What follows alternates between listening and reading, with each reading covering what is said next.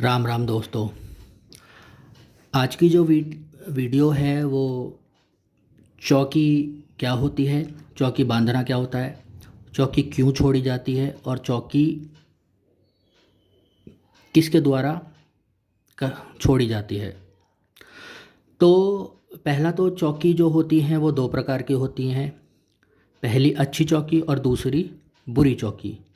पहले प्रकार की चौकी आपने सुना होगा, जैसे माता की चौकी हो गई, जिसमें जागरण वगैरह होता है, पूजा पाठ वगैरह होते हैं, उस प्रकार की चौकी होती है। दूसरे प्रकार की चौकी जो होती है वो किसी भगत के माध्यम से चलाई जाती है, जिन पे सवारी वगैरह आदि आती है और वो जग कल्याण का काम करती हैं। जैसे कोई पीड़ित व्यक्ति है, किसी पे कोई तंत्र विद्या हो गई है या किसी भी प्रकार का कोई तंत्र छोड़ा हुआ है या पितृदोष वगैरह है या पितरों की समस्या है, तो उस प्रकार की जो चौकी होती है, जो सही चौकी होती है, जो भगत के माध्यम से बताया जाता है लोगों को, जन कल्याण का काम किया जाता है और उस चौकी से वो ठीक होते हैं। जो तीसरे प्रकार की चौकी होती है वो गलत प्रकार की चौकी होती है, जिसे तंत्र विद्या वगैरह आदि कहते हैं, जिसे तांत्रिक करते हैं या मुस्लिम शक्ति द्वारा ये किया जाता है या किसी भी शक्ति द्वारा किया जा सकता है। बस इसकी जो कंडीशन होती है, उसकी जो शर्त होती है वो यह होती है कि वह ज्ञानी होना चाहिए, तंत्र करने वाला। इसमें होता क्या है कि जो व्यक्ति होता है जो तंत्र करता है, वो किसी प्रेत को, जिन को, खबीज को या बुलाकी को भोग प्रसाद देते हैं और इन सब को सिद्ध करके रखते हैं। भोग प्रसाद इसमें बहुत ज़रूरी होता है। तो होता क्या है कि ये जो गलत प्रकार के लोग होते हैं, ये जो सिद्ध करके रखते हैं सारी चीज़ों को, इसमें अब दोनों ही प्रकार के लोग होते हैं, जैसे अच्छे और बुरे। अब मान लीजिए कोई व्यक्ति है, किसी दूसरे व्यक्ति से कोई घृणा करता है, कोई लड़ाई झगड़ा हो गया या किसी प्रकार की कोई आपसी रंजिश हो गया, तो कुछ प्रकार के लोग कुछ तांत्रिकों के पास चले जाते हैं, कुछ मुस्लिम शक्तियों के पास चले जाते हैं, लोगों के पास चले जाते हैं।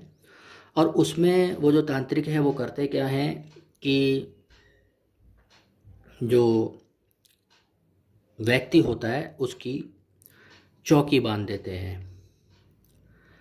चौकी बनती कैसे है, क्या होता है इसमें, क्या नियम होते हैं इसमें, ये मैं आपको बता देता हूँ और किस प्रकार से इसकी पहचान होती है।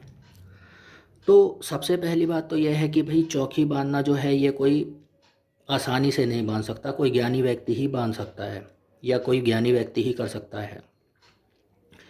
इस चौकी में क्या क्या कर सकते हैं, जैसे मारण क्रिया कर देते हैं, कोई बीमारी घर में डाल देते हैं, नौकरी वगैरह का डाल देते हैं, किसी प्रकार से ये व्यक्ति सक्सेस ना हो, कोर्ट कचहरी के मामले डाल देते हैं, पैसे आदि की समस्या डाल देते हैं, मतलब समस्या डाल देते हैं किसी भी प्रकार की। और ये चौकी किसी एक व्यक्ति पे भी छोड़ी जा सकती है और पूरे घर पे भी छोड़ी जा सकती है।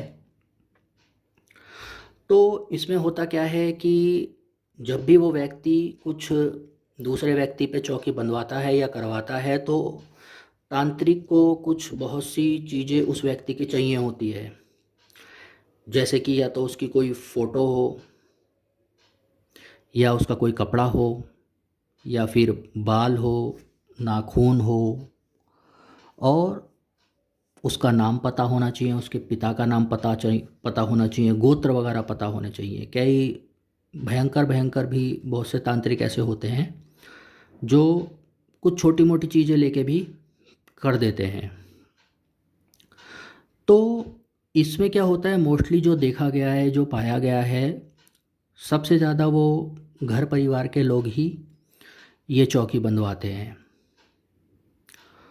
और आस पड़ोस के लोग, मतलब जो आपको जानते हैं। मोस्टली ये देखा गया है जो आस पड़ोस के होंगे या फिर कोई घर का व्यक्ति, बस। जो दूर रहते हैं, जो कभी कभार ही मिलते हैं, वो ऐसे का बहुत मुश्किल होता है, बहुत ज़्यादा मुश्किल। सो ये जो चौकी होती है ये सबसे भयंकर मानी जाती है, और इसमें जो है दीमक की तरह व्यक्ति को खाते हैं जो प्रेतवादी भेजे जाते हैं, जिन खबीज भेजे जाते हैं, क्योंकि इसमें बहुत सारी शक्तियाँ भेजी जाती हैं जो धीरे धीरे व्यक्ति को समाप्त करती हैं, ख़त्म करती हैं। तो इसमें जो तांत्रिक सबसे पहले करता क्या है कि जिस व्यक्ति पे करा जाता है उनके सबसे पहले तो पितृ उठाए जाते हैं, उनके देवता उठाए जाते हैं, उनको देवताओं को बंधन में किया जाता है, उनके पितरों को, उनके देवताओं को। इसीलिए कहते हैं कि अपने पितरों को मजबूत रखो, अपने देवताओं को मजबूत रखो, अपने गुरु से कभी मत बिगाड़ो, क्योंकि जब हम ऐसे कार्य करते हैं उन्हीं से ये पितृ हमारे हट जाते हैं, हमारे देवता हट जाते हैं। कई लोग कहते हैं कि भाई पितरों को कोई नहीं हटा सकता, देवताओं को कोई नहीं बांध सकता। ऐसा नहीं होता। यदि आपके पितृ मजबूत नहीं हैं, आपके देवता मजबूत नहीं हैं, आपसे रुष्ट नहीं हैं, तो सब कुछ ठीक रहता है। तो सबसे पहले तांत्रिक यही कहता है, इसीलिए कहते हैं कि आपके पितृ मजबूत होने चाहिए, खुश होने चाहिए। तो इन चीज़ों का बहुत ज़्यादा ध्यान रखना पड़ता है। तो सबसे पहले ये क्या करते हैं कि आपके पितृ और देवताओं को उठाते हैं, उनका बंधन करते हैं, और उसके बाद क्या करते हैं, जो भी जिन खबीज या फिर प्रेत उन्होंने सिद्ध किया होता है उनको जो जिस व्यक्ति पे या जिस घर पे करना है उनको उसके कपड़े के माध्यम से या उसके नाखून के माध्यम से या उसके बाल के माध्यम से या उसके नाम के माध्यम से या उसके गोत्र के माध्यम से, उसके स्थान के माध्यम से उसके ऊपर उस प्रेत को, जिन खबीज को छोड़ दिया जाता है, और ये कह दिया जाता है वचनों के साथ, वचन ले लिए जाते हैं उस प्रेत से कि ये तेरा घर है, ये व्यक्ति, इसका नाम, ये तेरा शरीर है और इसको तुझे छोड़ना नहीं है और इसे बर्बाद करके रख देना है। तो और यह कार्य करने के बाद उस व्यक्ति पे उसे छोड़ दिया जाता है। छोड़ने के बाद कुछ इनके नियम होते हैं, जैसे इन्हें भोग प्रसाद दिया जाता है, इन्हें वचनों में लिया जाता है। लेने के बाद जब उन्हें वो छोड़ देते हैं उस व्यक्ति के ऊपर, उसके बाद क्या कर दिया जाता है, उस प्रेत जिन खबीज के ऊपर एक देवता लगा दिया जाता है। देवता का मतलब ये होता है कि जो भी देवता उसने सिद्ध कर रखे हों, कोई भी देवता हो सकते हैं वो, कि ये जो प्रेत है या ये जिन खबीज जो हैं ये इसके शरीर से ना निकले। तो कुछ विधि विधान से, कुछ तंत्र विद्या के माध्यम से उस प्रेत को अपनी वहाँ चौकी के उससे बांध दिया जाता है, ताकि यदि वो किसी भगत के यहाँ जाए या किसी बालाजी वगैरह जाए या किसी देवता के स्थान पे जाए तो वह ना निकल पाए, क्योंकि जैसे ही वो प्रेत निकलने की कोशिश करता है वो देवता खड़े हो जाते हैं आगे और वो प्रेत नहीं निकल पाता या हट नहीं पाता, क्योंकि वो देवता खड़े हो जाते हैं आगे। और देवता सबसे ज़्यादा शक्तिशाली माने जाते हैं और देवताओं की बात देवता मानते हैं। तो कई बार क्या होता है कि उन्हें हटाने के लिए, चौकी हटाने के लिए बहुत ज़्यादा एक बार में नहीं हटती, बहुत काम करने पड़ते हैं, जब जाके वो चौकी हटती है। अन्यथा आप परेशान रहोगे, इतनी जल्दी वो चौकी नहीं हटती है। तो धीरे धीरे इसमें क्या होता है कि जो व्यक्ति है वो बर्बाद होने लगता है। जैसे घर में कलेश होने लगेंगे, क्योंकि पितरों की समस्या तो ऑटोमेटिकली हो जाती है। हर वीडियो में ये बताता हूँ कि कोई भी तंत्र विद्या होती है तो पितरों की समस्या तो होगी ही होगी, क्योंकि जो तांत्रिक है वो सबसे पहले पितरों को ही हटाते हैं, आपके देवता को ही हटाते हैं। तो उसमें आप मेरी वीडियो देख सकते हैं कि पितरों की समस्या का या अपनी ये चौकी वगैरह कैसे हटाएं। आप मेरी दूसरी वीडियो है उसमें आप देख सकते हैं। तो इसमें होता क्या है कि धीरे धीरे व्यक्ति मतलब ख़त्म होने लगता है। तो इसकी पहचान सबसे क्या होती है, जैसे बीमारी लग जाती है, टीबी हो जाता है, कैंसर हो जाता है, एक्सीडेंट होने लगते हैं घर में, बुद्धि काम नहीं करती और कभी कहीं दर्द कभी कहीं दर्द, साफ शुद्ध घर रखने का मन नहीं करता, जो धीरे से कर दिया वो कर दिया। घर में आपको ऐसी बदबू आएगी जैसे मुर्दे की राख होती है, ऐसे बदबू आएगी, गंदे गंदे आपको सपने आएंगे, जैसे कोई संभोग कर रहा है, आप उससे संभोग कर रहे हो। शरीर में आपको ऐसा लगेगा कि जैसे थोड़ा थोड़ा बुखार है, रात को आपको ऐसा लगेगा जैसे छाती पे आपकी कोई बैठा हुआ है, कोई आपका गला दबा रहा है, कोई आपको मारने की कोशिश कर रहा है, लेकिन आप नींद में हो, आप चिल्ला रहे हो, उठ रहे हो, लेकिन आपकी आवाज़ नहीं निकल रही है। और कई बार आप सपने में ही बहुत से गंदे काम करते हो अपने घर वालों के साथ, खुद मरने की कोशिश करते हो या किसी दूसरे को मारने की कोशिश करते हो। तो ये कुछ इस प्रकार की जो चौकी होती है, जो बंधन होते हैं, वो यह होते हैं जो सबसे ख़तरनाक होते हैं। और यदि आपको इन चौकी और बंधनों को ठीक करना है तो इसका मैं एक चीज़ और बता देता हूँ कि जब भी कोई चौकी या बंधन या तंत्र विद्या होती है और आप किसी भगत के पास जाते हैं, तो सबसे पहले तो जब भी वो ऐसी चीज़ बता देता है तो आपके मस्तिष्क में उसके प्रति नेगेटिविटी आ जाती है। आप वहाँ पहुँचोगे ही नहीं, जाओगे नहीं। एक आध बार अगर चले भी गए तो पूरा कार्य नहीं कर पाओगे, क्योंकि इतनी आसान नहीं होता। क्योंकि कितने ही तो प्रेत उसमें बंधे होते हैं चौकी में, बहुत सारे प्रेत होते हैं उसमें, एक प्रेत नहीं होता, और बहुत ताकतवर शक्तियाँ बांधी हुई होती हैं, और ऊपर से देवता लगे होते हैं। तो सबसे पहले जो होता है, आपके पितरों को खोलना पड़ता है, पितरों को हटाना पड़ता है। उसके बाद देवता को हटाना पड़ता है, जिस भी भोग प्रसाद से वो मानते हैं, उनके वचनों को हटाना पड़ता है। फिर वो देवता हटते हैं। उसके बाद रह जाते हैं वो प्रेत। यदि कोई प्रेत मान जाता है आसानी से, ये वह मैं बता रहा हूँ जो हमारे खुद के अनुभव हैं, जो बालाजी दरबार में हम करवाते हैं। बालाजी दरबार में जो प्रेत हैं, जो जिन खबीज हैं, अगर वो आसानी से मान गए और हट गए तो ठीक है, अन्यथा फिर उन्हें वहाँ दंड मिलता है, और फिर वो दंड के माध्यम से, दंड के प्रावधान से हटाए जाते हैं।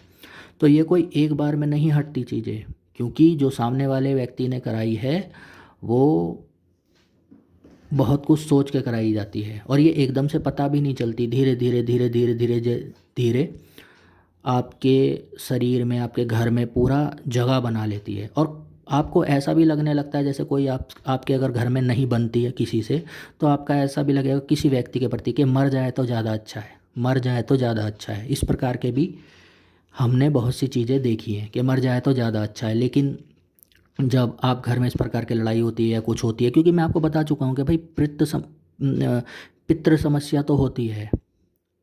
घर से बाहर निकल जाओगे तो आप उस व्यक्ति के बारे में सोचोगे, हाय मैंने क्या बोल दिया, ऐसा नहीं बोलना चाहिए था, या ऐसे मेरे मस्तिष्क में चीज़ें नहीं आनी चाहिए थी। तो आज की वीडियो में बस इतना ही मैं आपको बताना चाहता था। और ये जितनी भी समस्या होती हैं, आपको थोड़ा समय देना पड़ता है, और बालाजी महाराज या बाबा मोहन राम या जिस भी